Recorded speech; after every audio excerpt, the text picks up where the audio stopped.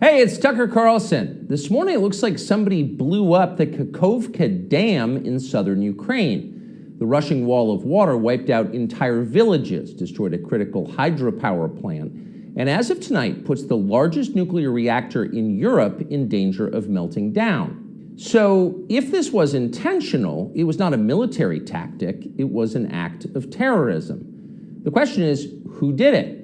Well, let's see. The Kakhovka Dam was effectively Russian. It was built by the Russian government. It currently sits in Russian-controlled territory.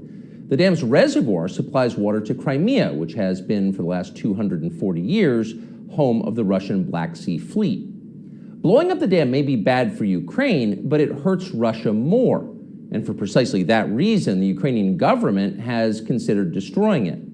In December, the Washington Post quoted a Ukrainian general saying his men had fired American-made rockets at the dam's floodgate as a test strike. So really, once the facts start coming in, it becomes much less of a mystery what might have happened to the dam. Any fair person would conclude that the Ukrainians probably blew it up, just as you would assume they blew up Nord Stream, the Russian natural gas pipeline, last fall. And in fact, the Ukrainians did do that, as we now know. It's not like Vladimir Putin is anxious to wage war on himself. Oh, but that's where you're wrong, Mr. and Mrs. Cable News consumer. Vladimir Putin is exactly that sort of man, the sort of man who'd shoot himself to death in order to annoy you. We know this from the American media, which wasted no time this morning in accusing the Russians of sabotaging their own infrastructure. Bill Kristol, the man who once told us that Saddam Hussein was responsible for 9/11, immediately denounced Putin as a war criminal and even more savagely compared him to Donald Trump. The rest of the pundit class made similar, clearly coordinated noises. Putin did it! Putin did it! And their reasoning was simple. Putin is evil, and evil people do evil things purely for the dark joy of being evil.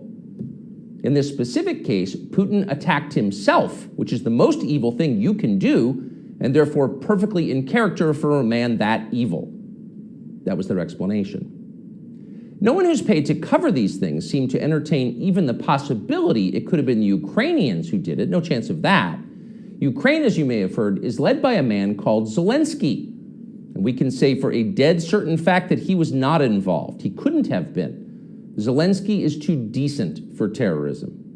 Now, you see him on television, and it's true you might form a different impression. Sweaty and rat-like, a comedian turned oligarch, a persecutor of Christians, a friend of BlackRock. But don't believe your own eyes. Actually, Mr. Zelensky is a very good man. The best, really.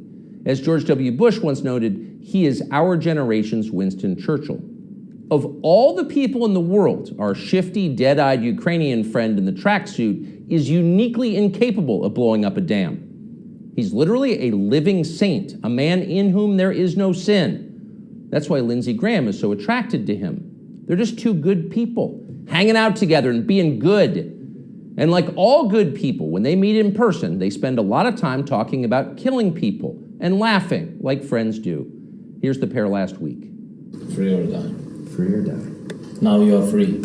Yes. And we will be. And the Russians are dying. It's the best money we've ever spent. Thank you so much.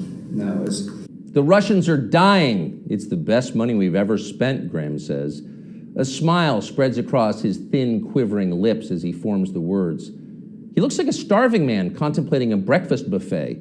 The aroma of death has aroused Lindsey Graham. Thanks so much, replies Zelensky. He feels the same way. See, there's nothing dark here. Just two middle-aged guys celebrating the killing of a population. They don't seem like the kind of people who'd enjoy flooding villages or starting a famine. And in any case, who cares if they are? It's really not your business. Your job is to support Ukraine. Watch Nikki Haley, a Republican candidate for president, explain this principle on CNN. A win for Ukraine is a win for all of us. And for them to sit there and say that this is a territorial dispute, that's just not the case. To say that we should stay neutral, it is in the best interest of America. It's in the best interest of our national security for Ukraine to win. We have to see this through. We have to finish it. See? It's very easy to understand. It is vitally important for you to support Ukraine because it's necessary for Ukraine to be supported by you. Your support is mandatory until it's finished, whatever it is, and whatever that means. So shut up and support Ukraine, or else you're in trouble. Back when they still taught logic, statements like this were known as tautologies. Something is true because it is. The more you repeat it, the truer it becomes. It's a self-reinforcing reality. There was a time when tautologies were considered illegitimate arguments, not to mention hilariously stupid. Only dumb people talk like that. Now everybody in power talks like that. Diversity is our strength. Trans women are women. Zelensky is Churchill. It's all self-evidently true. Doesn't need an explanation, and don't ask questions. Sound familiar? Of course it does. That's the pap they're serving us day after day in steaming, lumpy portions. By this point, it's possible that American citizens are the least informed people in the world. Your average yak herder in Tajikistan knows who blew up the Nord Stream pipeline. It's obvious. Does he think some skinny dude in a dress is actually a girl? Come on. That idea would never occur to him. You've got to be lied to at full volume over a period of years in order to reach conclusions like that. And of course, we have been. The media lie. They do. But mostly they just ignore the stories that matter. What's happened to the hundreds of billions of US dollars we've sent to Ukraine? No clue. Who organized those BLM riots 3 years ago? No one's gotten to the bottom of that. What exactly happened on 9/11? Well, it's still classified.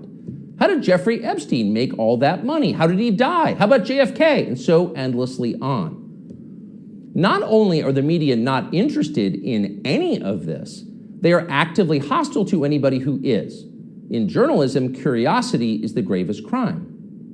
Yesterday, for example, a former Air Force officer who worked for years in military intelligence came forward as a whistleblower to reveal that the US government has physical evidence of crashed non-human-made aircraft, as well as the bodies of the pilots who flew those aircraft. The Pentagon has spent decades studying these otherworldly remains in order to build more technologically advanced weapons systems. Okay, that's what the former intel officer revealed, and it was clear he was telling the truth. In other words, UFOs are actually real, and apparently so is extraterrestrial life. Now we know. In a normal country, this news would qualify as a bombshell, the story of the millennium.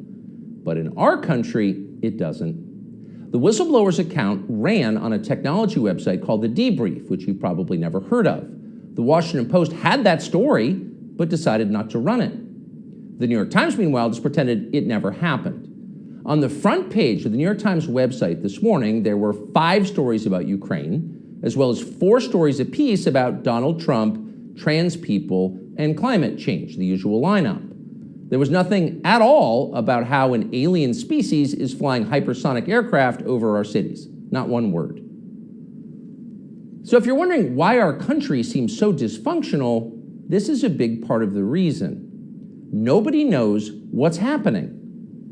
A small group of people control access to all relevant information, and the rest of us don't know. We're allowed to yap all we want about racism, but go ahead and talk about something that really matters and see what happens. If you keep it up, they'll make you be quiet. Trust us.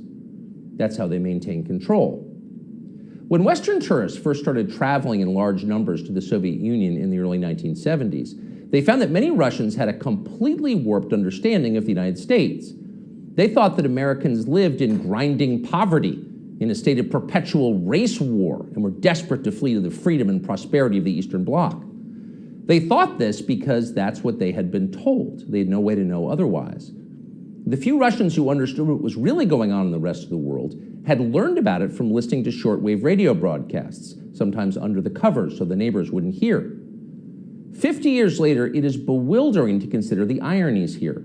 We're the ones who live in ignorance now. The US government has managed to classify more than 1 billion so-called public documents. So at this point, we can't possibly know what our leaders are doing. We're not allowed to know. By definition, that is not a democracy. Yet it's fine with the media. Secrecy is a powerful tool of control.